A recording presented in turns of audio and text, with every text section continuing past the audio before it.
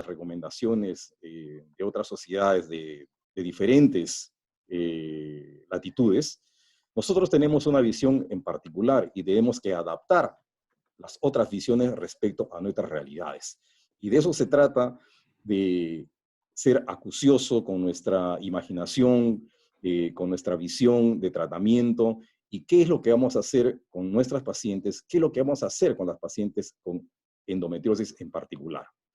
Bien, dicho esto, dejo al doctor Paul Ramos para que desarrolle el primer tema. Tiene 20 minutos para desarrollarlo y posteriormente vamos a pasar al segundo tema y finalmente a la discusión y a las preguntas pertinentes. Muy bien. Adelante. Bueno, buenas noches, doctor Negrón. Gracias por la presentación. Como presidente de la Asociación Peruana de Endometriosis doy la bienvenida y me satisface mucho que además esta reunión sea en conjunto con la Sociedad Peruana de Endoscopía Ginecológica, cuyo presidente, el doctor Alejandro Meis, también aquí presente, va a compartir en esta sesión. Dicho esto, y ya pasando directamente al tema, efectivamente me ha tocado a mí hacer la parte de endometriosis en la época del COVID. Y para eso me voy a permitir compartir con ustedes el tema el tema de toda una revisión que hemos tenido hoy día. Un momento, por favor, que voy a compartir mi pantalla y para dar inicio a la presentación. Aquí está. Muy bien, entonces voy a dar inicio a mi presentación. No tengo ningún conflicto de interés. El COVID ha generado una serie de cambios y unos cambios que van a ser inolvidables. Uno de esos cambios es que con la suspensión de la consulta externa y la postergación de las cirugías electivas para priorizar la atención del COVID-19, ¿qué va a pasar con nuestras pacientes con endometriosis? Primer objetivo de mi ponencia. Segundo objetivo, ¿qué posibles emergencias vamos a tener en nuestras pacientes con endometriosis? Tercer objetivo, ¿puede el COVID-19 tener un comportamiento particular en las pacientes con endometriosis? Cuarto objetivo, ¿qué información podemos compartir con nuestras pacientes? Quinto objetivo, posibilidad de telemedicina. Y sexto objetivo, oportunidades de educación mínima continua. Muy bien, entonces, el coronavirus lo ha eclipsado todo. Es decir, ahora está delante de todo lo que teníamos antes a la vista normalmente. La imagen de las mascarillas, la imagen de la persona trasladada bajo sistemas de seguridad muy intensos y el mapa de diseminación de la enfermedad ya son parte de nuestra mente, parte de nuestras conversaciones. Y el COVID no solamente ha arrasado por ese lado, sino que también ha arrasado con nuestras costumbres, tal es así que la Semana Santa ya fue olvidada en este año en el Perú y en el mundo, y no, espero que no ocurra eso, pero de hecho ha opacado hasta la celebración próxima del Día de la Madre, y así como muchas de nuestras costumbres y hábitos habituales. Entonces, estamos frente a algo que está cambiando brutalmente nuestra realidad cotidiana, y en ese cambio brutal han habido también cambios en el sistema de salud. De hecho, se han suspendido las consultas ambulatorias, se han suspendido las cirugías selectivas y estas suspensiones están originadas porque se busca que todo el sistema de salud pueda dirigirse a concentrar los esfuerzos en la atención del paciente infectado con COVID. Pero la realidad nos está mostrando más cosas aún de las que ya hemos visto. Una de las cosas que nos ha enseñado es que hace poco en Nueva York fue hecho este estudio muy interesante a 215 mujeres embarazadas que iban a dar a luz, le hicieron la prueba del SARS-CoV-2 y se encontró que una de cada 6 mujeres asintomáticas ya tenía COVID. ¿Qué significa esto? Que ahora el paciente infectado y asintomático va a ser un elemento fundamental en la diseminación de la enfermedad. Entonces, tenemos allí al enemigo. Entonces uno diría, bueno, hagámosle la prueba la prueba de la PCR y la prueba rápida de IgM con IgG. Pero vemos en este cuadro que pueden haber muchos resultados que van a ser definitivos, como una PCR positiva. Pero si la PCR sale negativa, dependiendo del resultado de IgM o IgG, podría ser que estemos desde un paciente falso negativo hasta un paciente ya curado. Entonces, interpretar los resultados de la prueba de COVID también va a ser un tema que debemos manejar muy bien. ¿Qué pasa con la sistemática desaparición de las cirugías selectivas? Ha sido una buena medida. ¿Y por qué? Porque resulta que ese paciente asintomático que nadie pudo detectar, pero ya estaba infectado, ha sido reportado en un estudio en China muy interesante. Ellos tuvieron el reporte de 34 pacientes. Eran pacientes que iban a ser sometidas a cirugías electivas. De hecho, no es cirugía ginecológica solamente, sino es cirugía de otro tipo. Y de hecho no eran cirugías de baja, sino también de alta complejidad. Pero ¿cuál fue el resultado desastroso que se encontró en ellas? 21% de pacientes con COVID positivo, pero asintomáticas, murieron. 32% terminaron en un síndrome de distrés respiratorio que ameritó cuidados intensivos. ¿Qué nos dice esto entonces? Que hacer cirugías en un paciente infectado es peligroso. Y resulta que nuestra paciente con endometriosis está en este momento como paciente ambulatoria crónica, es decir, no está considerada, y resulta que nuestra paciente de endometriosis va a necesitar cirugía electiva, va a necesitar consulta ambulatoria, y su dolor y su expectativa por fertilidad se queda truncada. ¿Cuál es el cambio entonces que va a haber ahora en la dinámica de la paciente con endometriosis? Vamos a hacer caso omiso a una de cada 10 mujeres en edad reproductiva, porque eso es lo que ya está como evidencia desde el año 89. Una de cada 10 mujeres tiene endometriosis cuando está en edad reproductiva. ¿Qué va a pasar con esta paciente que ya venía con una carga sumamente pesada? El retardo en el diagnóstico en años. Si es estadio 1, 3.5 años de retardo, pero si es estadio 2, 3 o 4, 6 a 7 años de espera para tener diagnóstico. Y ahora con la suspensión de las cirugías electivas, esto va a ser mayor aún. Y la carga de la enfermedad. ¿Cuál es la carga de la enfermedad? Disculpen un momento que yo soy el administrador y estoy dejando entrar a más invitados. Bueno, no puedo dejar de estar sumamente alegre y sorprendido. Llevamos 83 participantes y seguimos adelante. Quería retroceder porque lo que quería decir es que la carga de la enfermedad está concentrada en billones de dólares o de euros. Es similar a la carga de enfermedad de diabetes. Afecta la calidad de vida, afecta la pérdida de la productividad y, por supuesto, afecta los gastos médicos. Y el gasto en emergencias, que ya normalmente hay, también se ha estudiado y ha sido publicado este año. Las pacientes con endometriosis significan un gasto cada vez mayor en el caso de las atenciones de emergencia. Si bien estas atenciones de emergencia están calculadas en dólares porque son estudios americanos y de muchos años, casi 10 años, un periodo de 10 años, cada vez aumenta el gasto de atención de emergencia en pacientes con endometriosis. A esa paciente que estamos dejando sin consulta ambulatoria y sin cirugía electiva. Seguimos.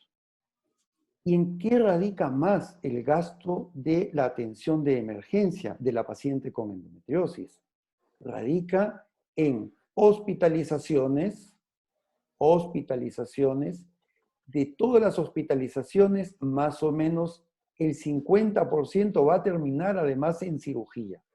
Con lo cual, los gastos, repito, este es un estudio americano en dólares, es del orden de miles de dólares, solo por atenciones de emergencia en endometriosis.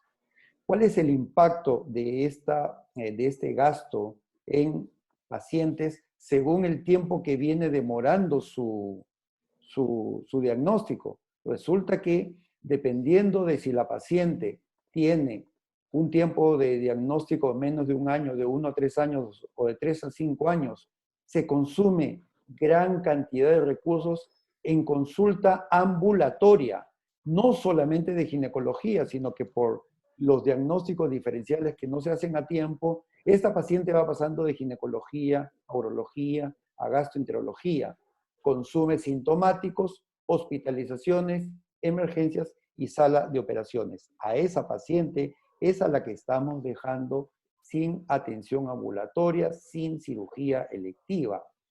¿Cuál es la repercusión de todos estos retrasos, postergaciones en las pacientes de diagnóstico de endometriosis? Nuevamente, referencia a marzo del 2020.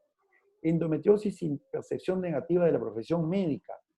A esa paciente que te demoras en diagnosticarle, que te demoras en la consulta, en atender en consulta ambulatoria, que te vas a demorar en hacerle la cirugía, encima se va a sentir peor si es que esta cirugía es inefectiva, si es que después del tratamiento va a necesitar nuevamente atención por emergencia, si es que ve a un especialista de medicina complementaria y le dice que lo que le hemos hecho no es lo mejor, y en general por toda la morbilidad que acompaña a su cuadro de endometriosis, también va a tener una mala opinión de nosotros los médicos. ¿Qué podemos hacer entonces? Aquí está la respuesta. Preparar mejor la cirugía. Y esto lo vamos a ver mucho mejor en la siguiente sesión de mayo sobre intervenciones en endometriosis. Prever situaciones de emergencia para que el paciente no tenga la experiencia de pasar por emergencia por algo que pudo ser previsible. Saber nosotros mismos cuáles son los aportes de la medicina complementaria, cuál es el impacto de la morbilidad persistente en la paciente. En pocas palabras, ¿qué es lo que espera la paciente con endometriosis de nosotros? Médicos más cuidadosos, más acuciosos. Y miren, hay que ver algo que tenemos ahora, creo yo, más que antes, por no decir de sobra. Ahora tenemos tiempo para prepararnos mejor para esa paciente que en este momento está sufriendo de la postergación del sistema de salud. Pero nos dicen que la paciente sí puede llegar por emergencia. Es decir, puede ser que la paciente, por ejemplo, una paciente con un nódulo endometriósico que le afecta la permeabilidad tubárica llegue a la emergencia por un embarazo ectópico. Bueno, ella sí va a recibir el tratamiento adecuado, pero al momento de hacer la cirugía por ectópico, si tiene endometriosis, tendríamos que pensar en ver cuánto de esa endometriosis podemos mejorar. Un cuadro que también está bastante descrito en la literatura es el compromiso apendicular por endometriosis, que lamentablemente a veces termina en obstrucción intestinal. Entonces, estamos viendo que desde el punto de vista de ¿cómo se llama? Desde el punto de vista de emergencias tenemos varios. Nuevamente, acá también estoy presentando el reporte de abdomen agudo en la zona del ciego que genera obstrucción intestinal y ha sido por endometriosis. Esto lo digo porque la paciente, repito, con endometriosis puede llegar con emergencia y nosotros tendremos que saber cuáles son los diagnósticos diferenciales, porque va a haber que preparar esa cirugía. Otro caso de emergencia es el hemoperitoneo espontáneo, ¿no? Que también puede haber en pacientes con endometriosis. Y finalmente, una obstrucción ureteral, ¿no? Acá tenemos la prueba de resonancia, una resonancia que nos dice que no está pasando adecuadamente la orina y que esa paciente va a tener que ser desobstruida. ¿Qué pasa? De lo contrario, hasta puede terminar en nefrectomía, en resección ureteral, ureteroneocistostomía.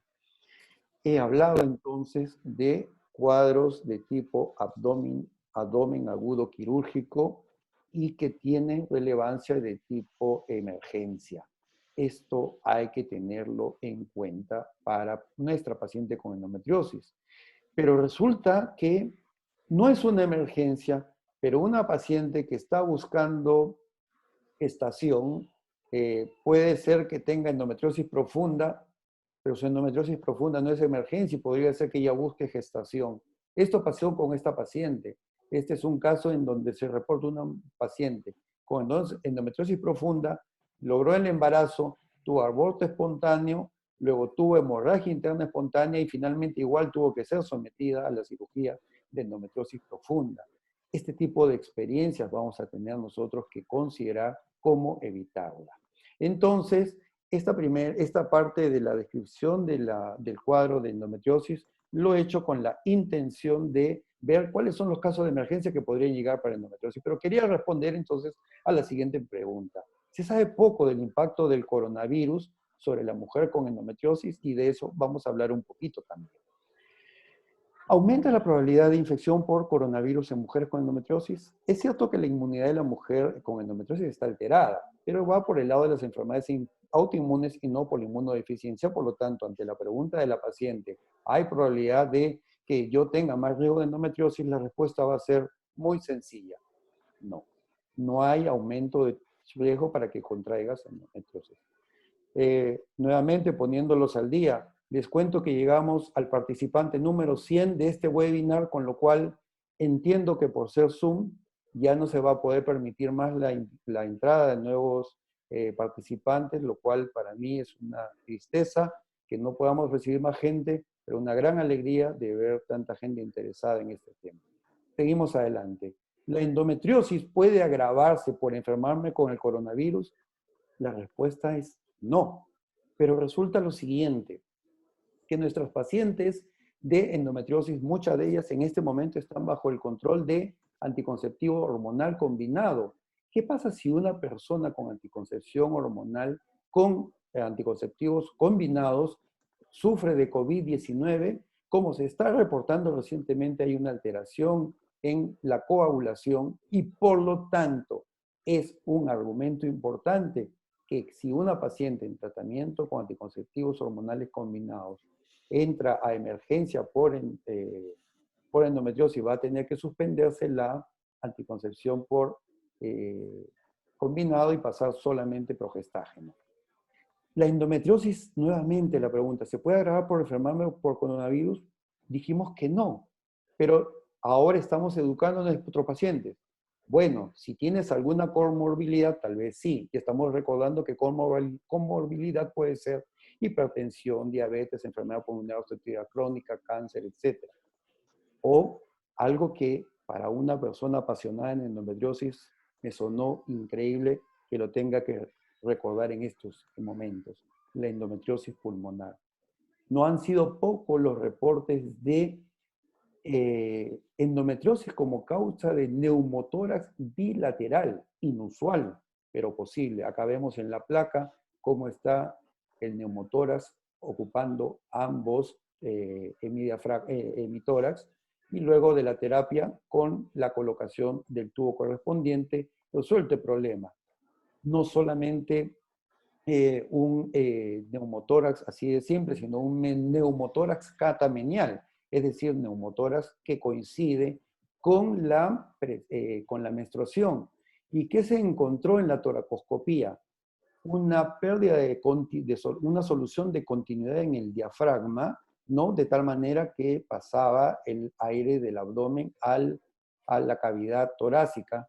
Se hace la sutura por vía toracoscópica y se puede verificar la sutura por vía laparoscópica. Entonces, acá tenemos que una paciente con endometriosis en época de COVID sí puede ser que tenga un caso rarísimo de motoras o neumotórax que pueda confundir el diagnóstico. Esto es un hidrotórax, atención, también por una endometriosis pulmonar diseminada, reporte de un caso. Y esta es una perlita para los que les gustan las perlas, sobre todo para los que hemos llevado con mucho gusto medicina interna con algunos profesores fantásticos. el diagnóstico diferencial de lesión de vidrio esmerilado en tórax es endometriosis y COVID. Una perla para los amantes de los diagnósticos diferenciales. Entonces, seguimos adelante. Conclusión, endometriosis pulmonar, 75% de casos se presenta como neurotórax catamenial, como 10% como hemotórax cíclico, 8.3% como hemoptisis y 6% asintomático. Yendo ahora a algunas preguntas que puede hacer una paciente. Me han suspendido la laparoscopía. Si no me diagnostican la endometriosis, ¿va a avanzar? ¿Qué hago ahora? Habíamos dicho que una de las quejas que puede tener una paciente atendida por endometriosis es que su cirugía no le resuelve el problema. Miren, momento ahora para confirmar un plan quirúrgico, hacer un buen trabajo, un plan de trabajo según los síntomas y el estudio por imágenes. Evidentemente, mientras tanto, prever las posibles situaciones de emergencia y su manejo, analgesia, terapia hormonal, signos de alarma. Y alentar, si es el caso, la búsqueda del embarazo, porque eso no está contraindicado en este periodo, y aclarar que la crisis sanitaria no tiene precedente. Estamos en una constante búsqueda de información para mejorar nuestra respuesta. Tenemos que ser empáticos con la paciente crónica que tiene endometriosis.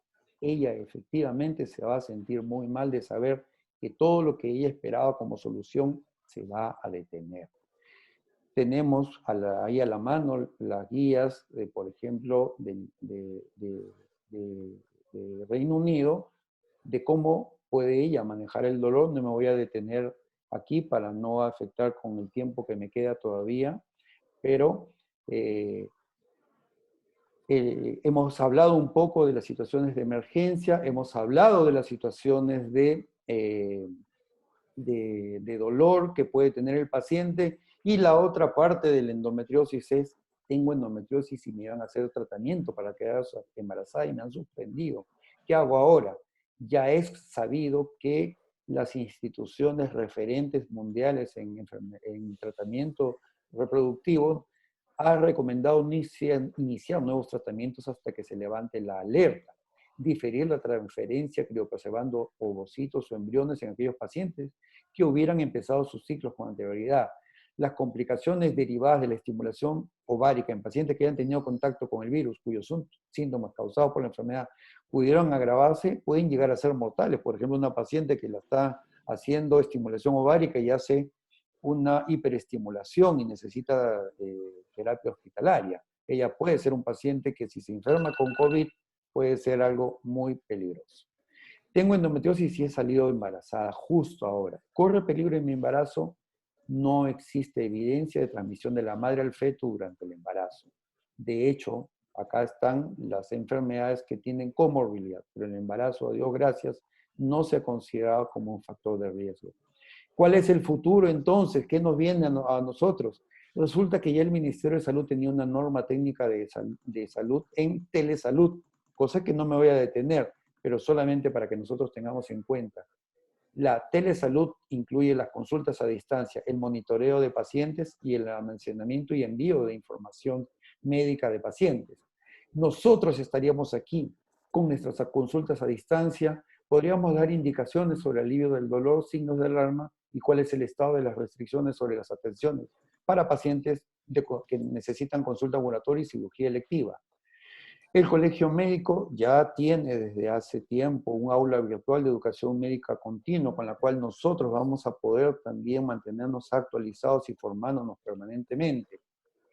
Y a Dios gracias, el acceso ahora de información oficial, Ministerio, Colegio Médico, OMS, el CDC, la información a través de los webinars, de los chats profesionales, de las asociaciones o sociedades científicas, de las revistas especializadas o de las revistas generales, está accesible en este momento. Por lo tanto, podemos seguir formándonos y pensar cómo hacer mejor las cosas en el tiempo en que reiniciemos nuestras actividades. Esto es una lectura que saqué de la página del Instituto Bernabéu, que me parece muy interesante, porque te dice muchas cosas que tal vez las has pensado, las has compartido, pero que es bueno realizar. El coronavirus ha llegado a todas nuestras vidas en forma de crisis. Entendamos como crisis una situación inesperada para la que no estamos preparados, pero que hay que adaptarse de la mejor manera posible. Nuestro ser sufre un cambio brusco en el que se quiebran todas nuestras costumbres, rutinas, planes, y que según nuestra resiliencia, capacidad para adaptarnos a la nueva situación, lo viviremos de una manera u otra. Las situaciones de crisis como la que estamos viviendo se caracterizan porque nos generan una serie de pensamientos negativos y catastróficos hacia el futuro. Estos nos producen emociones como miedo e incertidumbre, que hace que sintamos un malestar en nuestro cuerpo, manifestándose con sintomatología ansiosa. Nosotros, podría ser que estemos en esto, imagínense nuestros pacientes. De ahí que toda la información que yo he compartido nos va a servir para darle la tranquilidad que la paciente necesita y para que pueda tomar medidas con relación a los cuidados de su condición de enfermedad. No quiero dejar de invitarlos para la siguiente sesión, las cirugías repetidas y las reintervenciones, para el jueves 28 de mayo a las 8 p.m., también por webinar. Y muchas gracias a nombre de toda la Asociación Peruana de Endometriosis.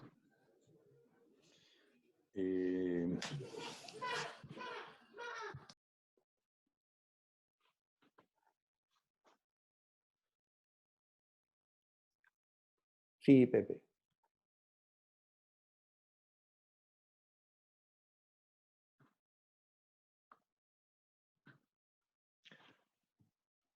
Tienes Sí, que Pepe. habilitar tu audio, Pepe.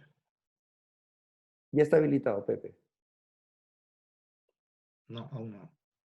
El de Pepe, Pepe. falta el audio, por favor.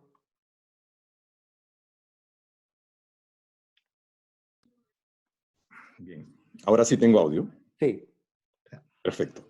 Decía que agradecía la exposición del doctor Ramos. Nos ha dado una serie de lineamientos básicos respecto a de lo que estamos viviendo, de lo que estamos procesando después de todos estos meses que han pasado con esta pandemia, y tenemos que ir ajustando todos los elementos para poder manejar adecuadamente a todas las pacientes con endometriosis. Ahora vamos a pasar a la otra visión del manejo de la enfermedad, y se va a hablar de algo de cirugía mínimamente invasiva en esta enfermedad en relación con esta pandemia. Dejo a cargo de la exposición al doctor Alejandro Meis. Alejandro, por favor. Ok, gracias, Pepe. ¿Ahí me escuchan? ¿Me escuchan? Sí, sí. ¿Me escuchan bien? Por supuesto. Ya, bueno, entonces, primero que todo, bueno, agradecer a esta sesión conjunta. Realmente este es un esfuerzo que estamos haciendo tanto APENDO, la Asociación Peruana de Endometriosis y la Sociedad Peruana de Endoscopía Ginecológica, y al doctor Paul Ramos se le ocurrió la idea maravillosa pues de unir fuerzas, de sumar y realmente sacar una sesión conjunta como la que estamos haciendo el día de hoy. El tema que me han encomendado es hablar un poco si la cirugía mínimamente invasiva tiene alguna cabida en la era del COVID, ¿no? Y primero que todo, quiero agradecer pues acá a la directiva de nuestra sociedad, ¿no? Quienes estamos presentes. Acá ustedes van a ver primero, y les hago un pequeño comentario al respecto, Junta Directiva 2018-2019, que es la actual vigente y de repente usurpadora del cargo realmente, porque quien ya ha sido electo en nuestra sociedad es el doctor Julio Díaz Pinillos, pero dada la coyuntura de la cuarentena nos quedamos en el proceso de juramentación y ya lo haremos en su momento, ¿no? Y agradecer también al doctor Alfredo Celis, la doctora Destre, y al doctor Paul Ramos y a toda su directiva que nos ayudaron a hacer conjuntamente estas guías o lineamientos que vamos a presentar a continuación, ¿no? Entonces, hay que tener en cuenta que, bueno, esta es una pandemia y un virus que lo conocemos hace 100 días o un poco más realmente, ¿no? Y se han ido creando una serie de guías, lineamientos, ¿no? Y esto ha creado a veces muchos temores al inicio, muchas dudas, y las mismas guías han ido cambiando a lo largo del tiempo. Al inicio hablaban de que la cirugía mínimamente invasiva no debiera hacerse una guía de Seyes, que después cambió, y efectivamente habló que sí era tal vez lo más adecuado, y vamos a ir desarrollando en adelante lo que significa hacer una laparoscopía versus una laparotomía, ¿no? Y entonces, respecto a esto, nos hacemos varias preguntas, ¿no? Uno, ¿tiene la laparoscopía, la cirugía eminente invasiva, ventajas respecto a la laparotomía? Y si es así, ¿quién debe realizarla? ¿Cómo debo realizarla? Podemos hacer, a los que nos gusta hacer docencia, y seguramente hay muchos centros docentes, seguir haciéndola en sala de operaciones. Contamos con los equipos de protección personal para el COVID y hemos visto pues en muchas webs, muchas comunicados de nuestros colegas que nos mandan que la carencia, la falta de estos equipos, ¿no? Y que conforme se han ido los tiempos, pues ya los han ido adquiriendo. Y sobre ese punto de la cirugía invasiva viene el tema de lo que es la aerosolización, ¿no? Y este es el tema importante, ¿no? La aerosolización, es decir, la dispersión de partículas que contenga potencialmente el virus. ¿Hay una real evidencia o más que todo es un temor respecto a qué tipo de cirugía debemos hacer o qué tipo de cirugía no debemos hacer? Hay una serie de links acá que ustedes pueden ver, sacar un screenshot donde pueden ver una serie de guías que se han ido dando a lo largo de los días y las semanas que han pasado desde que empezó la pandemia, ¿no? Por ejemplo, tenemos un statement de la AGL del 27 de marzo, que se los resumo en esta diapositiva, ¿no? Donde hablan primero de la aerosolización a través de la extracción de las piezas, pero que no hay una evidencia de que la pandemia COVID, al igual que otras pandemias que ha habido de otros virus respiratorios, pues pueda transmitirse vía paciente a médico a través de la ruta abdominal, es decir, de las partículas de aerosol que se eliminan del peritoneo. La American College of Surgeons habló de lo mismo, pero también, para resumirles lo que habla más allá de que en cuanto al cuidado personal, a los equipos de protección personal, que deben ser esenciales no solamente para el cirujano, para la enfermera, el instrumentista, para todos los que participan en el quirófano, es decir, anestesiólogo, cirujano, etcétera. De tal manera que no tengamos temor en hablarnos nosotros. Ahora estamos mucho con el distanciamiento social y realmente nos da temor un poco acercarnos unos a otros a quienes no están haciendo una cuarentena pues estricta, ¿no? Y que realmente las ventajas pues de la cirugía invasiva y que en todo caso lo que está pasando ahora en muchas clínicas, hospitales, que si el cirujano, si es que el hospital, la clínica no le provee uno, pues puede de alguna manera autoprotegerse, adquirir nuestros propios elementos de protección personal. No esperar que realmente a la burocracia de algunas instituciones que haga que nuestra salud se ponga en riesgo, ¿no? Entonces, acá tenemos lo siguiente, laparoscopía y laparotomía. ¿Qué debemos hacer? La laparotomía, vean, una apertura extensa, cualquiera que la sea, donde hay una gran exposición de posibilidad de partículas de aerosol hacia el cirujano, hacia el personal. En cambio, una laparoscopía es todo lo contrario. Estamos actuando con una barrera, con pequeñas incisiones, y a las cuales le podemos agregar filtros, como vamos a mencionar luego a continuación, y bien vemos las ventajas de una versus la otra, ¿no? Por ejemplo, vean acá, esta gran exposición, vean acá, es una laparotomía. Ahí ven, generalmente en la laparotomía, los médicos se pegan mucho al campo quirúrgico, y más aún cuando ya avanzado en el tiempo, pues los ojos nos fallan un poco, nos acercamos mucho más realmente, y esto conlleva que tengamos pues una mayor exposición versus lo que significa pues una laparoscopía, ¿no? Donde vean ustedes una gran distancia, elementos largos de 33 a 45 centímetros, dependiendo de cuál de ellos usemos, y por ende, esto no es una barrera física, un distanciamiento quirúrgico importante, ¿no? Entre todos los participantes de la cirugía. Entonces, hay que tener en cuenta lo siguiente, ¿no? ¿Dónde encontramos el coronavirus, ¿no? Es un virus que se encuentra en el tracto respiratorio, se ha hallado en otras secreciones, ¿no? Pero no se ha demostrado hasta el momento su presencia en peritoneo, siendo un virus exclusivamente patógeno cuando ataca el árbol respiratorio. Ya sabemos las vías de contagio, en esto no vamos a redundar, ¿no? Por gotas, cuando uno se lleva la mano a la cara, ¿no? Y acá este punto es importante. La aerosolización, el humo en sala de operaciones, esto nos podrá dar una mayor posibilidad de contagio al personal que participamos en el quirófano, en sala de operaciones, y acá, hasta el momento, inclusive esto no se ha demostrado. Lo mismo, igual en las pandemias del SARS y del MERS, que hubo la influenza, ¿no? Que esto tenga alguna posibilidad de que esas partículas aerosol generadas por el humo del peritoneo puedan ser transmitidos, ya sea en la laparoscopía o laparotomía inclusive, al médico, cirujano, ayudante, etcétera, que participan en sala de operaciones. En función a esto, como lo dijo el doctor Ramos en la exposición anterior, todos nos abocamos a racionalizar los recursos, a minimizar el personal indispensable de sala de operaciones. Ya no podemos entrar 4 o 5 personas al quirófano, entramos el cirujano, de repente un ayudante, ¿no? Y el instrumentista, y eso es todo. Y bueno, una circulante o el equipo mínimo que se mantenga en sala de operaciones. No hay que tratar de disminuir el riesgo. Esta pandemia realmente, actualmente, como vemos, es tal vez el mayor reto al que se enfrentan los sistemas de salud en el mundo. Nos ha caído como un cataclismo, ¿no? Un tornado, ¿no? Una catástrofe mundial, más que la guerra mundial está matando hasta el momento, ¿no? Y ahí nos preguntamos, y esto es importante porque justamente es el tema que viene, que nos trae y que nos pidieron para esta exposición. ¿A quiénes debemos operar? ¿A todos? ¿Cirugía de emergencia, cirugías electivas? Yo creo que no, y lo vamos a desarrollar luego. ¿Cuál es la vía de abordaje más adecuada?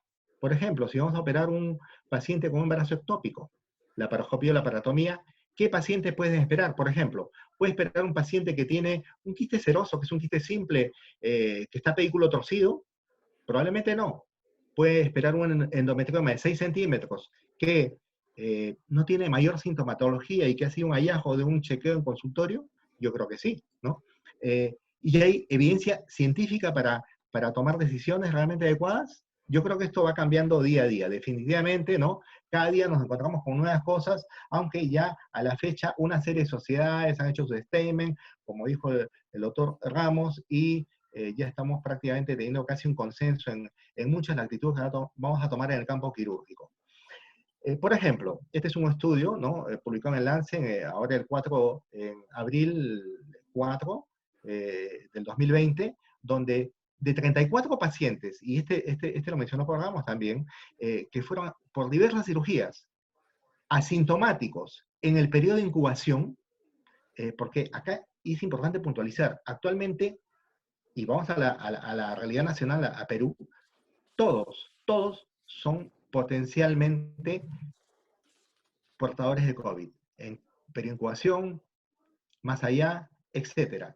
De estos pacientes asintomáticos, 44 fueron a UCI, con neumonías o con cuadros bien realmente complicados, y la mortalidad fue bien alta, 20%, es decir, de estos 20% se murieron por cirugías dadas en pacientes en periodo de incubación, ¿no? Entonces, esto hay que conocer, esto es importante, esto lo pueden hallar en esta publicación, ¿no? Entonces, nosotros, volviendo a esta diapositiva, debemos estar completamente seguros de lo que vamos a operar, y que lo que vamos a operar es, en esta época, en este momento, inaplazable, que de ninguna manera podemos postergarlo, ¿no? Como mencioné el ejemplo del embarazo ectópico, un cuadro agudo de un quiste ovario pedículo torcido, de repente una apendicitis ya inaplazable, etcétera, etcétera, ¿no?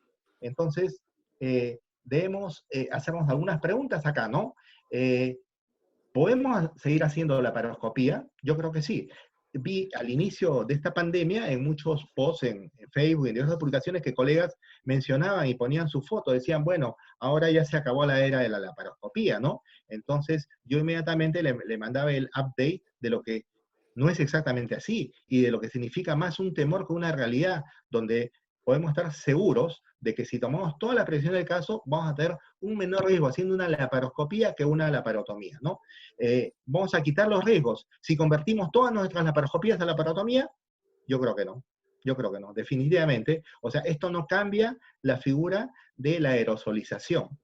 El SEIES publica, ¿no? Ahora el 29 de marzo, ¿no? Los beneficios de la cirugía invasiva, la corta hospitalización, la menor posible complicaciones, ¿no? El riesgo potencial de filtración, y que esto es más difícil de controlar la cirugía abierta. ¿Cómo controlamos una cirugía abierta la aerosolización? O una gran incisión. En cambio, una laparoscopía sí tenemos los mecanismos para eso. Vamos a mencionarlos a continuación. Entonces, nuevamente, menciono acá la directiva y tanto de sopés como de apendo, porque lo que vamos a desarrollar a continuación es el fruto de 2 webinars que hemos tenido intersociales en semanas anteriores, de tal manera que hemos plasmado una serie de recomendaciones que al final de esta exposición, el doctor Porramos y su directiva se va a encargar de difundir a todos ustedes, ¿no? Para que la tengan en detalle y pueda hacer una guía práctica tal vez de cómo comportarse en sus clínicas, hospitales, ¿no? Entonces, recomendación conjunta. En pacientes COVID o durante la pandemia del COVID, tanto de la SOPES como APENDO. Entonces, las recomendaciones hay que tener presente que tienen un carácter de actualización, o sea, pueden ser recomendaciones temporales. No sabemos qué va a pasar mañana, no sabemos cómo nos vamos a reintegrar en nuestras actividades cotidianas.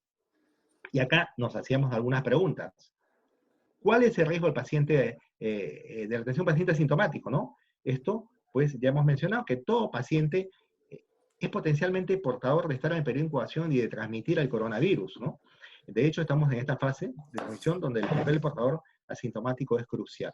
Otra pregunta que nos hacemos, ¿cuál es el pronóstico postoperatorio de un paciente infectado no diagnosticada asintomática? Hemos mencionado en un estudio anterior, un paciente que está en periodo de incubación, tiene, en el estudio que se hizo, 44% de ir a una complicación mayor y 21% de morirse. Esa es la realidad de las cosas, ¿no? Eso es lo que te dice hasta el momento lo hallado, que es corto tiempo también de lo que tenemos el virus en el mundo, ¿no? Otra pregunta que nos hacemos, si existe riesgo de contagio por personal de salud. Y acá, en China, bueno, aunque las estadísticas de China a veces no son muy, como todos ustedes la verán, confiables, pero esto se cuenta acá en el Perú ya por cientos. En la mañana estuvimos en un webinar sobre cuántos médicos, por ejemplo, en Italia, con el doctor Ceccaroni mencionaba cuántos médicos se han muerto en Italia, 151 médicos muertos. O sea, es una barbaridad realmente. Entonces yo creo que no tenemos que llegar a ese punto, ¿no? Y la pregunta más importante de todo, justo yendo al tema ya quirúrgico, ¿no? Es, ¿dónde está el virus? O sea, si nos podemos contagiar, los que vamos a operar por el virus, a través de un procedimiento de mínima invasión. Se ha encontrado en todas estas secreciones, en hisopado nasal, garganta, etcétera, pero no se ha encontrado ni se ha buscado o se ha hallado en cavidad peritoneal, ¿no? El estudio de Lee menciona algo parecido, ¿no es cierto?, pero que estas partículas de aerosol se encuentran tanto en la parotomía como en la paroscopía, ¿no? Y que son hidrocarbonos aromáticos y partículas, pero no se investiga si hay algún tipo de microorganismo y menos el SARS-CoV-2, ¿no? Entonces, ¿qué estamos recomendando como sociedades? Estamos recomendando lo siguiente. Uno, y lo que ya se ha hecho en la práctica, ¿no? Como dijo el doctor Ramos al inicio de su disertación, suspender la realización de las cirugías ginecológicas electivas. Estamos en fase 4, ya todos somos potencialmente transmisores de esta infección. Priorizar los recursos para la atención del COVID. Solo realizar cirugías, hablamos de la parte ginecológica de emergencia, que no pueden ser compensadas médicamente. Y esto también se extrapola pues, a otras especialidades donde solamente planifican pues, hacer cirugías de emergencia, ¿no? Y hacer la prueba de PCR y la prueba en todo paciente que ha sometido a una cirugía y potencialmente una tomografía, porque se ha encontrado que hay muchos hallazgos de la tomografía previos al desarrollo de los síntomas. Por ende, yo creo que todos estos factores son importantes. Claro, me dirán, en los hospitales, clínicas, no podemos hacer tan inmediatamente eso, pero yo creo que esta es una guía que nos va a servir, unos lineamientos que nos va a servir para poder planificar el futuro en un estado ideal donde tengamos todos los recursos, pues, ¿qué debemos hacer técnicamente, no? Considerar como urgencias y emergencias los abdomen agudos de tipo quirúrgico y la hemorragia uterina normal, ¿no? Y la elección de la vía es la que proporcione los mejores resultados a los pacientes. En ese sentido, pensamos que la cirugía mínima invasiva es preferible a realizar una laparotomía por los siguientes argumentos que vamos a mencionar a continuación. No se ha demostrado que el aerosol producido en la cavidad abdominal contenga el COVID. Esto hasta la fecha no está demostrado, y esto es válido tanto para la paroscopía como para la laparotomía, ¿no? Podemos impedir o minimizar la salida del aerosol con sistemas sencillos, los filtros, etc., llegando a tener menor pérdida de humo que con la laparotomía, donde esto es a veces muy difícil de controlarlo, ¿no? Los beneficios ya inherentes a la laparoscopia, hacemos menos estancia hospitalaria, menos posibilidad de contagio del paciente, porque es diferente operar a un paciente 6, 7 de la mañana que a las, de cualquier cirugía laparoscópica y 2, 3 de la tarde te estás dando de alta, aquel paciente que lo tiene 3, 4 días en la clínica o en el hospital, con la posibilidad de adquirir más infección intrahospitalaria, intraclínica, ¿no? Sin embargo, me dirán, bueno, entonces todo es laparoscopía. Bueno, hay que considerar varias cosas. Acá, hemos hecho hincapié en tanto Sopeja Pendo, cuando hemos hecho nuestras webinar, que debemos de tener cirujanos experimentados para realizar la cirugía. Es decir, porque ahora me comentan, no, pero en los hospitales han quedado un poquito fuera de contexto, en el sentido que los cirujanos de más experiencia se han ido. Muchos por la edad, ¿no? O sea, son grupos de vulnerabilidad. Entonces, quedan cirujanos que yo creo que, si bien cierto, pueden no ser de los más experimentados, pero tienen muchos el expertise necesario para hacer cirugía minimamente invasiva. Si no es así, bueno, tal vez la otra cirugía sería la adecuada, ¿no? Minimizar al máximo, tratar de disminuir el tiempo quirúrgico lo más posible. La docencia. No es tiempo para la docencia realmente, ¿no? Los que hacemos docencia con nuestros residentes, fellows, cursos, etcétera, en este momento esto lo estamos dejando un poquito de lado. Disponer de sistemas de protección que nos permitan disminuir los riesgos, tanto en la intubación como en la extubación. Esto ya es tema del anestesiólogo, ¿no? La electrocirugía, hay que tratar de bajar el bateaje lo más posible, y si no, sustituirlo por sutura intracorpórea o elementos que no nos generan la posibilidad de aerosolización. En función a eso, hay que prevenir fugas de gas, incisiones precisas, colocación de los trocars, reducir el intercambio instrumental. Acá quiero detenerme un poquito mencionando de que hay que tener en cuenta que como cirujanos responsables debemos de chequear todo esto previamente, es decir, que los trocars que vamos a usar no tengan ni media posibilidad de fuga. De repente entramos con un trocar, sacamos un instrumento y está perdiendo gas. No, tenemos que chequear la gomita que va en el interior del trocar, ya sean estos retráctiles, no retráctiles, o los que deseamos usar, ¿no? Presión intraabdominal, 10 a 12, tal vez es una opción, ¿no? Y disponer de estos filtros, ¿no? Sin embargo, si no tenemos estos filtros, ULPA, EPA, hay que adaptarlos. Y acá viene la posibilidad que les voy a mencionar. Por ejemplo, vean, es muy simple, me preguntaban ayer en un chat, ¿cómo podemos hacer un sistema? No tenemos los filtros específicos. ¿Qué hacemos entonces? ¿No? Me preguntaba alguna colega.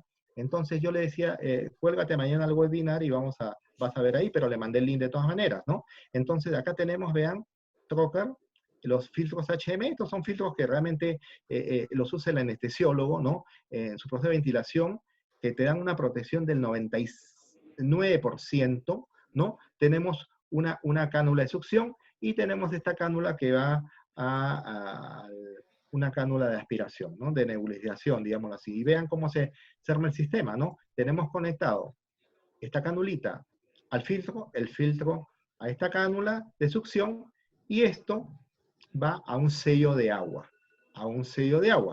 ¿no? Como van a ver cuando vean el trocar,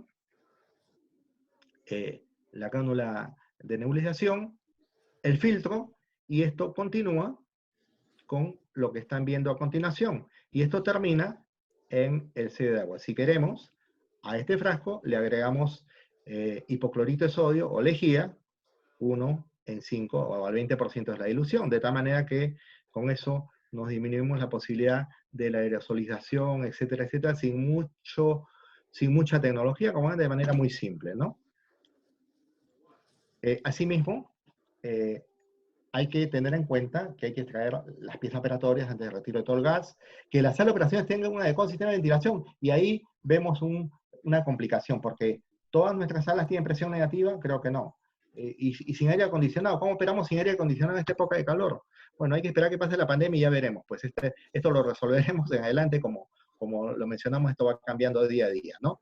Se recomienda que el personal de sala de operaciones tenga todos estos dispositivos. el N95, lentes protectores, del Face Shield, el gorro descartable, etcétera, etcétera, ¿no? En función a eso, ¿no?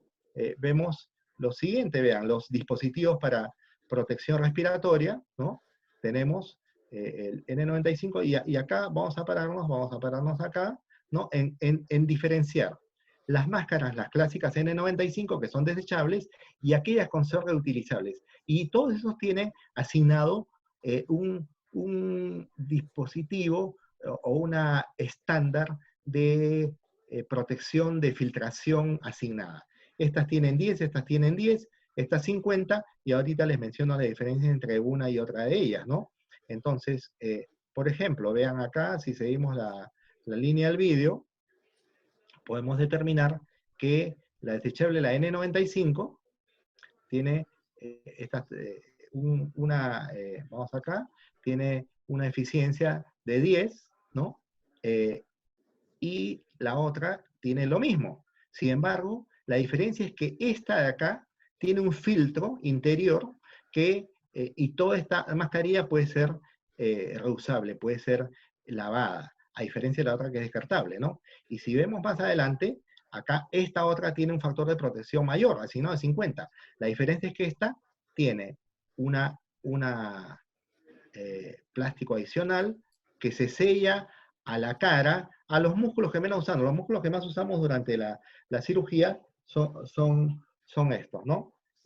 Entonces, ya para finalizar, ¿no? Esto es lo que están viendo, ¿no? Y este sí se puede reusar como lo están viendo y lavar de esta forma, ¿no? Entonces, vamos a pasar a la siguiente. Este es el equipo de protección personal, no vamos a rondar en eso que ya lo conocen. Y solo el anestesiólogo y un asistente debe permanecer dentro del quirófano, y después de que se hace la intubación, pues ya ingresar todo el grupo de cirujanos que vaya a hacer eso, la cirugía, y que todo el personal sea testeado. Eso es importante, entonces el personal sea testeado para COVID. Acá tienen el ejemplo, la visualización del anestesiólogo con su asistente, para después entrar todo el equipo quirúrgico, ¿no? Es como debiera quedar idealmente un quirófano. No sé si esto se llega a lograr acá en nuestros quirófanos que tenemos, pero sería lo ideal, cubrir todo, ¿no? E incluir el consentimiento informado detallado con respecto a los riesgos del COVID, ¿no? La laparoscopía, por ende, en resumen, es una técnica segura, con las ventajas conocidas respecto al abordaje laparotómico, con un menor riesgo para el paciente y personal que labora en quirófano, siendo la medida de protección para ello. No se ha demostrado la transmisión a través de partículas de aerosol provenientes del peritoneo, y todas esas operaciones de tener el equipo de protección personal.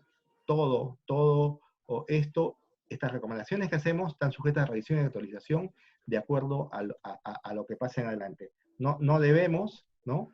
El coronavirus ha venido para realmente tratar de aniquilarnos, pero no debemos dejarnos en ello. Yo creo que nuestra vida tiene que continuar, tal vez de una manera diferente, en la medida que todos mantengamos, pues, ya que se ha extendido esta cuarentena, pues el aislamiento social, el distanciamiento social, y que en vez de engordar este coronavirus, pues, cuando ya se trate de desplazar, y en vez de que nosotros estemos recluidos en nuestras casas, ¿no?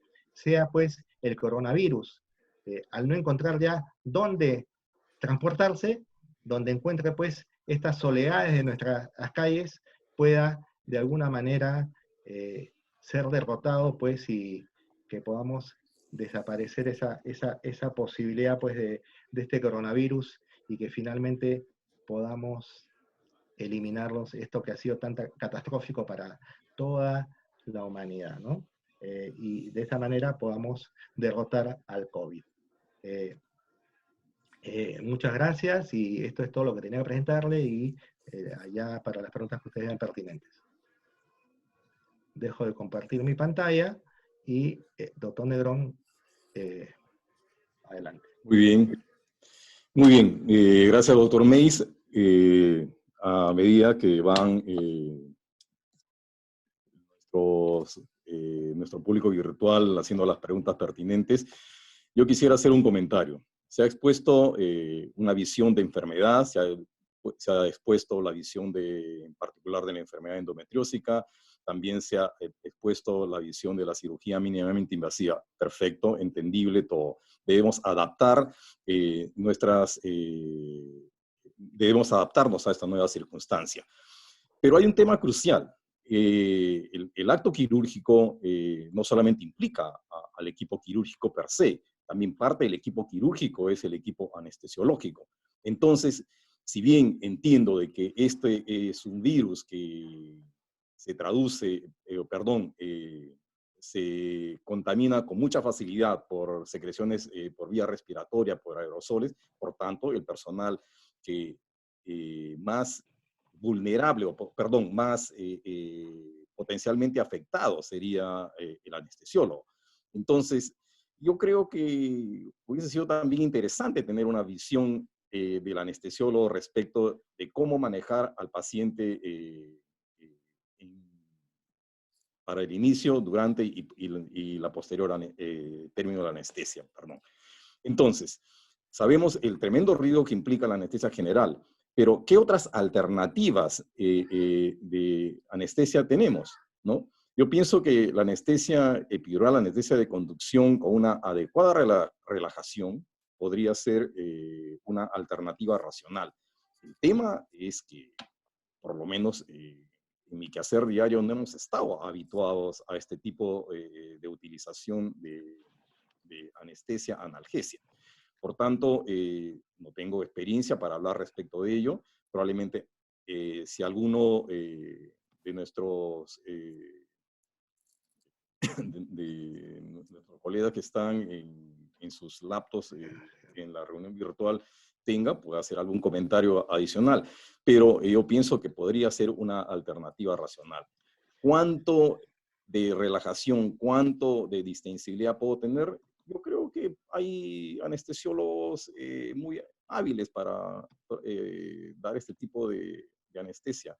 Yo quisiera preguntar a ambos respecto de esto. ¿Cuál es su opinión? Sí, Doctor Ramos y Sí. después el doctor Meis. Muchas gracias, Pepe. Mira, es interesante lo que dices. Efectivamente, cuando generamos esta sesión, acudimos a diferentes colegas anestesiólogos, pero esta iniciativa recién se ha originado este viernes, hace una semana. Hemos hecho un esfuerzo muy grande en que podamos hacer una presentación a la altura de las expectativas, pero no logramos comprometer a ningún anestesiólogo, por lo tanto nos permitimos revisar lo que dice la Sociedad Peruana de Analgesia, Anestesia y Reanimación, y ellos efectivamente ponen el dedo en la llaga. Estoy de acuerdo, el punto crucial es anestesiología, porque en la anestesia general, en el momento de la intubación, es cuando se produce la diseminación de aerosol que sí tiene virus. En conclusión, dos opciones: o se coloca algo que impida la salida del virus en el momento de la intubación, y eso ya está descrito en un artículo del New England Journal of Medicine, que creo que está incluido también en el pronunciamiento que están recibiendo todos nuestros participantes en el chat. Y en esa referencia incluso hay un video como haciendo un modelo con un maniquí, hacen que reviente un globo lleno de sustancia fluorescente, y entonces se ve cómo la caja protectora encima de la cabeza del paciente que va a ser intubado se logra contener la diseminación del aerosol. Y se ve también el experimento contrario. ¿Qué pasa si no usa nada y solamente se pone, digamos, un casco y un cobertor de la cara? El anestesiólogo queda con todo el cobertor y el casco manchado de sustancia fluorescente, pero también el resto del ambiente. Entonces, no se trata de proteger solo al anestesiólogo, sino todo el personal y toda la sala. Con relación a la mención a la anestesia regional, acá estamos personas que ya hace muchos años estamos trabajando en cirugía endoscópica y mínimamente invasiva, y efectivamente hemos operado con anestesia regional. Algunos anestesiólogos te decían, ¿no? Mira, yo le pongo una peri, le pongo una mixta y lo sedamos un poquito. Efectivamente, para un paciente es muy mortificante este tipo de anestesia, pero estamos hablando de cirugía de emergencia, de corta duración, tumor anexial complicado, ectópico, tal vez en manos, como dice nuestro pronunciamiento, en manos muy experimentadas podríamos tener una cirugía corta. Yo estoy de acuerdo que podría ser una opción, pero estamos hablando de cirugía de tipo provisional. No podríamos decir que eso vaya a quedar luego como parte del futuro. De la opinión del doctor Meix. Sí, claro, bueno, yo creo que acá se mencionó en parte, si vimos en la exposición una diapositiva que presenté donde, en nuestra opinión, hay un paso primero que es el del anestesiólogo, ¿no? Donde él prácticamente, como quien dice, vamos a ponerlo en criollo, se come la mayor parte de la posibilidad de los virus realmente, ¿no? Porque son los que intuban y extuban y este es un virus respiratorio, lo cual no nos pasa a los cirujanos donde estamos como he mencionado, no se ha demostrado que en el peritoneo de pacientes a través de la aerosolización se transmita al médico este virus. Entonces, sí, ellos tienen que tomar las medidas del caso, ya mencionaba el doctor Paul, la cajita esa cobertora previa entre el paciente y el anestesiólogo. Sin embargo, yendo al punto que pregunta el doctor Negrón, realmente sí, yo he tenido una experiencia, he estado operando en el sur de Lima muchas veces, en el sur chico, y realmente donde instalamos una clínica realmente para hacer cirugías minimamente invasivas. Y realmente con el anestesiólogo que operaba, todas sus cirugías, todas sus anestesias eran regionales, ¿no? Y hacíamos, no te hablo solamente de quistecitos laparoscópicos, sino histerectomía, cirugía de endometriosis, etcétera, ¿no? Y nos hacía muy bien. Era un trome realmente haciendo de la anestesia, y realmente yo creo que acá, a veces por comodidad, por cuestión de que estamos ya en una zona de confort, ¿no? Todo lo hacemos con anestesia general, pero yo creo que es una posibilidad en estas épocas en las cuales, inclusive la laparoscopía se hace hasta con cirugía, con anestesia local, ¿no? Entonces, yo creo que no es una opción descabellada ni fuera de la posibilidad de que si un anestesiólogo pues minimiza con eso su accionar y nos facilita la posibilidad de hacer una cirugía tan igual como con cirugía general, es una opción válida y pertinente. Muy bien. Voy a abrumarlos un poco con una pregunta con la que voy a hacer, ¿no? Si bien estamos hablando de endometriosis, que ya tenemos una visión médica del manejo, probablemente en muchas de las pacientes que están cursando con dolor, pero también se ha hablado, el doctor Ramos nos ha hablado de situaciones puntuales, en particular en las pacientes con endometriosis. Digo, por ejemplo, una paciente con dolor abdominopélvico y que tiene un cuadro suboclusivo intestinal y que requiere un tratamiento quirúrgico. Nos vamos a encontrar con una serie de elementos que nosotros tenemos que tipificar adecuadamente porque tenemos que organizar adecuadamente la cirugía de este paciente. ¿Qué es lo que voy a hacer? ¿Con qué recursos cuento? ¿Dónde lo voy a hacer?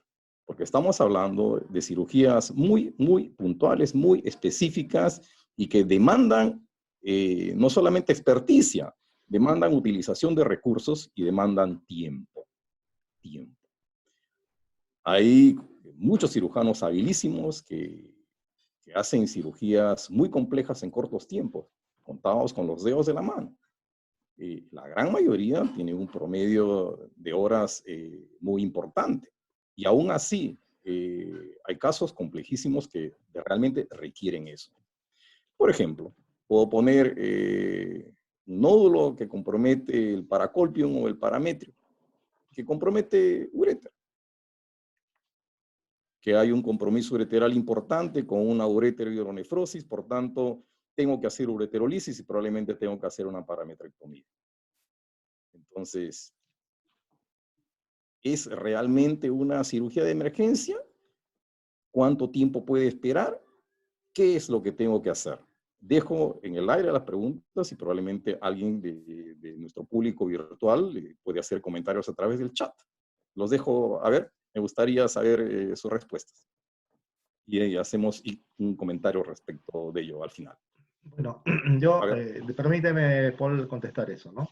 Bueno, yo creo que si cualquiera de las cirugías, como tú mencionas, en todas las opciones que tú has mencionado, una subluxación intestinal, un compromiso ureteral, donde, bueno, esto genera una hidronefrosis, etcétera, y todo lo demás, yo creo que hay que proceder, ¿no? O sea, ahí ni vuelta que darlo. O sea, lo que hay que hacer es esta cirugía y preguntarnos, como mencioné una de Boyd Díaz, es realmente no postergable. No puedo desplazar la cirugía para un poco más allá y de repente manejar médicamente este caso. Si es así, puedo hacerlo. Pero si no es así, obviamente tengo que poner en la balanza ambas cosas y definitivamente proceder. Y como tú bien dices, hay cirujanos expertos. Yo sé que tú eres uno de ellos, Pepe, ¿no? En cuanto a esa área, ¿no? De endometriosis. Entonces, realmente yo creo que, y seguramente muchos de los cirujanos también lo son. O bueno, son contados, como tú dices, ¿no? Pero yo creo que si la cirugía, pues, es de emergencia, hay que hacerla, ¿no? O sea, como mencionamos en las recomendaciones que hacemos OPEJA Pendo, cirugía de emergencia, cualesquiera que sea, no postergable, hay que realizarla. Sea un paciente con endometriosis, sea un paciente con quisto ovario poliquístico torcido, sea un paciente obeso, sea un paciente diabético, la patología que tenga o la comorbilidad que pueda tener, si es que el resolverle quirúrgicamente, puesto en la balanza, es superior a todas aquellas comorbilidades que le pueden traer después una morbimortalidad. Me parece que esa es la respuesta que yo te daría en este momento, ¿no? Quisiera dar, Pepe, si te parece, el doctor Dante Benavides, miembro de nuestra Asociación de Endometriosis, quiere hacer una opinión. Bienvenido, Dante. Buenas noches, felicitaciones a los dos ponentes, las dos ponencias muy buenas, bastante claras. Quiero hacer unos comentarios. En base a las charlas, a la tuya, Paul, es cada vez más evidente que tenemos que aprender a trabajar en equipo. Las emergencias de la endometriosis no solo son ginecológicas, también las tenemos, lo has tocado muy bien, urológicas y gastrointestinales. En el Hospital Rebagliati, en los últimos 4 años, ha habido 5 pacientes operados de endometriosis por emergencia, por oclusión intestinal, por endometriosis que ocluyen o que producían volvulismo intestinal. Entonces, pero para ellos fue un dato que inicialmente no estaban preparados, ahora ya cada vez están más entrenados. Pero esto llegó a cirugía, no eran pacientes de ginecología. Entonces, tenemos que empezar a tener coordinaciones para que en caso hay este tipo de paciente podamos ver un manejo conjunto para una mejor evolución de la paciente.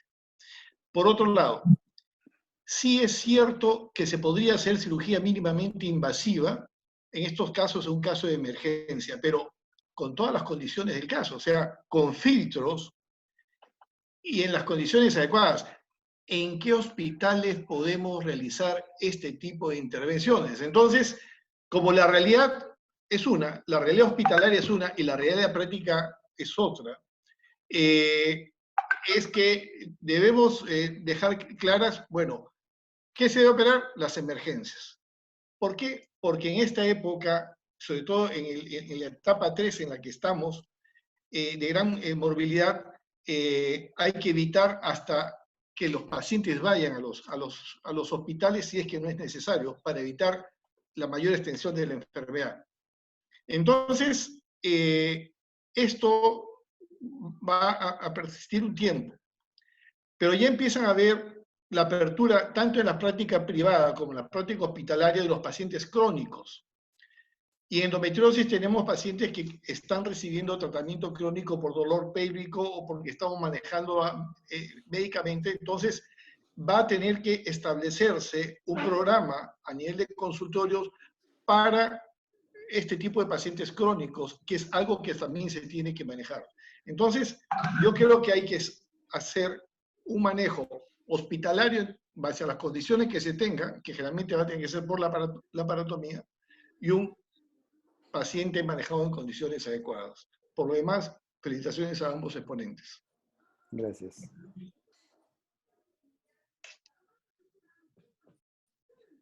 Muy bien. ¿Alguien más desea intervenir? ¿Alguien más de nuestro público virtual? Por ahí he visto al doctor Celis haciendo algún comentario, si desearía comentar algo, Alfredo. A ver, le doy el audio. Bienvenido, Alfredo.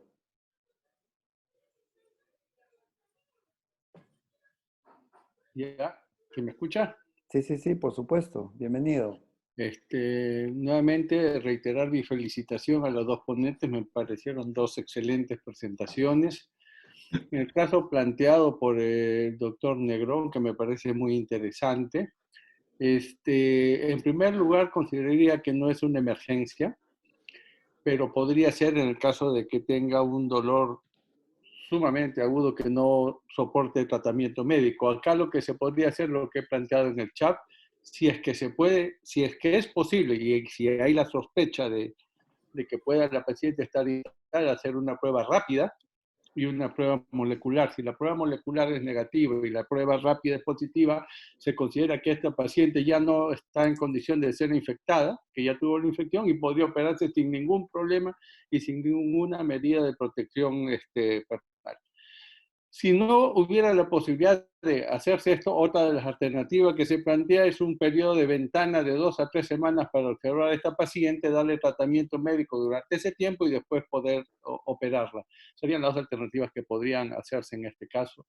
En lo cual la paciente se va a beneficiar porque en 2 o 3 semanas tampoco es un tiempo muy largo de espera, porque muchas pacientes esperan años para este tipo de cirugía por diferentes circunstancias. O podría ser tributaria de un tratamiento palliativo mientras se ordenan las cosas, como por ejemplo la utilización de un catéter doble J. Es en el caso que se necesite pues algún tipo de manipulación al uréter, ¿no? Que Correcto. que ponga en riesgo su integridad, ¿no? Correcto. Sí, permítame una acotación a lo que dice el doctor Francelis, que estamos de acuerdo, ninguna cosa se contrapone a la otra. Sin embargo, yo creo que el equipo de protección personal, Alfredo, hay que usarlo sí o sí. El paciente puede salir negativo en las pruebas de PCR y ya no ser contagiante, ¿no? Pero ¿y qué me dices de todo el resto del personal? O sea, yo, en este momento de la pandemia, todos somos potencialmente transmisores de la enfermedad, ¿no? Yo creo que definitivamente no hay que bajar la guardia, ¿no? O sea, si hay la posibilidad de usar los equipos de protección personal, yo particularmente los usaría, ¿no? O sea, no dejaría de hacerlo, ¿no? Salvo que tengamos la teoría que todos han hecho una cuarentena total y que no se han expuesto a nada, ¿no? O sea, pero yo Bueno, creo que el equipo de protección personal me parece que está vigente, Alfredo. En ese sí, tipo de cirugía bueno, aún se postergue 2 o 3 semanas, como bien lo mencionas, ¿no? claro, yo lo dije desde el punto de vista de la paciente, ¿no? En la posibilidad de que la paciente pueda contaminar a los que están ahí. Ahora, en el otro lado, si nos ponemos, como tú bien planteas, la situación es compleja, definitivamente, ¿no es cierto? Por dos situaciones, la posibilidad de hacerse la prueba y la posibilidad de conseguir equipo de protección personal adecuado para esta situación para todos los integrantes. De ser posible, definitivamente, o sea, utilizarlo, ¿no? Pero debemos pensar dónde se está realizando esta cirugía y en qué condiciones, ¿no? Entonces, yo creo que ambas miradas son realmente válidas. Muy bien. Apago mi video ya. Tenemos todavía un par de minutos para algunas preguntas, alguna cosa adicional de parte de los expositores, o si dan paso a alguien de nuestro público. Sí, yo quiero contestar una pregunta que he visto acá en el chat, que preguntan si es que durante la intubación y extubación el equipo quirúrgico debe permanecer en sala o esperar en otro ambiente. Yo creo, como dije al inicio en una de las diapositivas de la exposición, hay dos tiempos en la cirugía, como lo hay actualmente, como lo había antes de la era del COVID. O sea, yo al anestesiólogo lo dejo que haga su trabajo tranquilo, que intube, que haga lo que vea pertinente y después entro. En esta era del COVID, con más razón, me parece. O sea, yo creo que una vez que se da la anestesia, intuba, y después de eso ya entramos nosotros. Se cierra la puerta, nadie entra, nadie sale. Hasta que termina la cirugía, se van los cirujanos, que es lo que generalmente ocurre, y el anestesiólogo es quien se queda con el paciente. Eso es lo que pasa. O sea, no cambia el tenor, sino que hay que ser un poco más estrictos en ese tema, ¿no es cierto? En lo que no se esté abriendo la puerta y cerrando, que entra de repente pies, no sé, un un hilo y bueno, vamos a sacarlo del otro ambiente. No, tiene que estar ahí ya todo diseñado y para eso tenemos que prevenir todo al detalle. Cuidar nuestro equipo, somos los cirujanos los que vamos a dar la cara al paciente y son a quienes nos van a reclamar, ¿no? Mira, yo, Pepe, quería comentar algo que dijo el doctor Zavala y lo dijo, quiero leerlo porque me parece importante.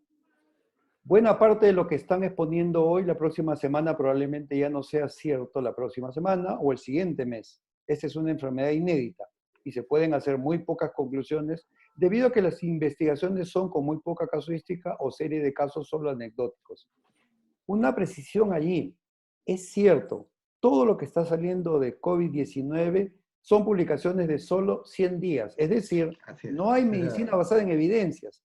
Pero lo que sí podemos hacer es analizar todos los años de experiencia que tenemos con el proceso de neumoperitoneo, aspiración, extracción de pieza operatoria, y los diferentes tipos de anestesia, los diferentes escenarios quirúrgicos, y tenemos que ya desde este momento ir preocupándonos para que la creatividad empiece a salir de cada uno de nosotros y poner soluciones, porque la paciente está allí, la paciente lo necesita.